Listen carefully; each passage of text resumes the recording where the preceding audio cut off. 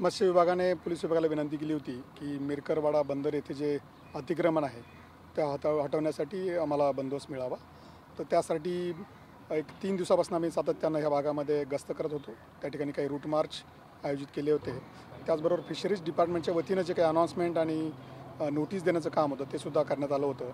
त्यामुळे इथली जी अनधिकृत बांधकामं होती त्यातली बरीचशी बांधकामं त्यांनी स्वतःहून काढून घेतलेली आहेत। आज जी काही रॅली विरोध बांधकामं आहेत त्यासाठी फिशरीज डिपार्टमेंटने स्वतःचा त्यांचा वेगळी यंत्रणा दिलेली आहे आणि ह्या संपूर्ण कामासाठी या ठिकाणी जवळपास 25 पोलीस अधिकारी 500 पोलीस कर्मचाऱ्यांचा बंदोबस्त आम्ही तैनात केलेला आहे आणि ही मोहीम जी आहे ती संपूर्ण जोपर्यंत इथली अतिक्रमण काढली जाणार नाहीत तोपर्यंत चालू राहील।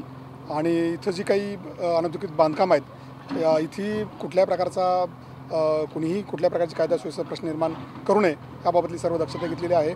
व्हिडिओ कॅमेरे ठिकठिकाणी आम्ही स्वतःचे त्या ठिकाणी तैनात केलेले आहेत। आमचे स्वतःचे 2 ड्रोन कॅमेरे आहेत।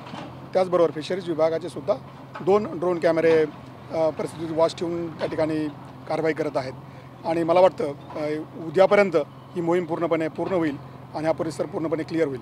धन्यवाद।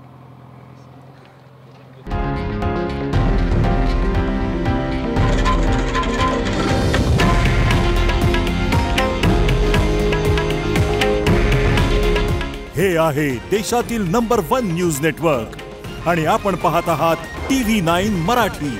काळजी तुमची, हित महाराष्ट्राचं।